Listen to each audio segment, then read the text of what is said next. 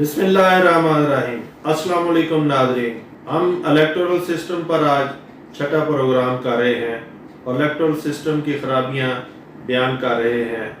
आज हम point number 9 को बयान करेंगे जो आप सामने स्क्रीन के ऊपर देख रहे हैं।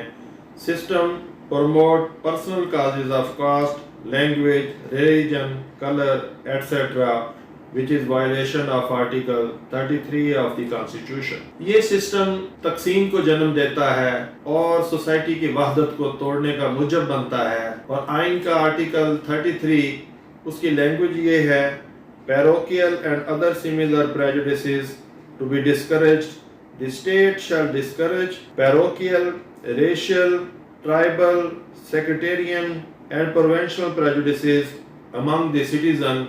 यानी लोगों के अंदर मुख्तलिफ तरह की जो तकसीम है ज़ात पात की और लिसानी और मसलक की मजहबी सतह पर, ये तकसीम रियासत ख़त्म करेगी।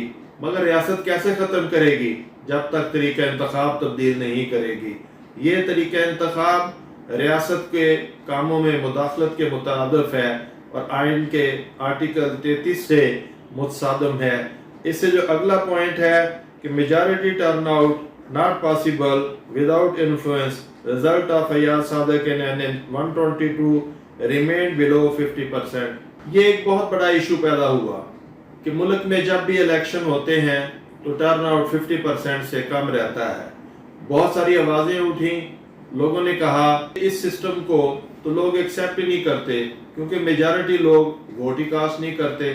50% से कम अगर वोट लोग कास्ट करते हैं तो फिर तो ये सिस्टम ही गलत है, क्योंकि जो मेजॉरिटी कम्युनिटी है, जो ज़्यादा आबादी है, वो तो इस सिस्टम से ही नाला है, वो तो मैंडेट इस्तेमाल नहीं करती।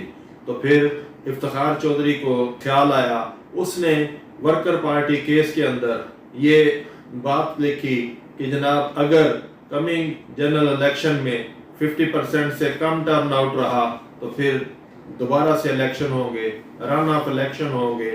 और उसने दबाव दे के 2013 के इलेक्शन में टर्न आउट 57.2% कर दिया।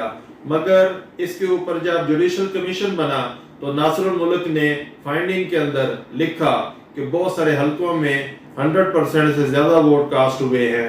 यानी एक हलके में अगर वोट ही 10,000 हैं, वहाँ पर 15,000 कास्ट हो गए हैं।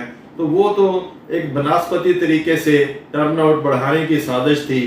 और ये जो इफ्तिखार चौधरी का दबाव था इलेक्शन कमीशन के ऊपर, उसकी वजह से ये टर्नआउट बढ़ाया गया और इस रिगिंग का बहुत शोर शराबा हुआ। और शोर शराबा करने वाले खुद इमरान खान थे, जो बाद में इफ्तिखार चौधरी का नाम बेंच के सामने ना ले सके। तो नाज़रीन कराम, आज के लिए इतना ही काफ़ी है। अपने मेज़बान रियाज एडवोकेट सुप्रीम कोर्ट को इजाज़त दीजिए। अल्लाह हाफिज़।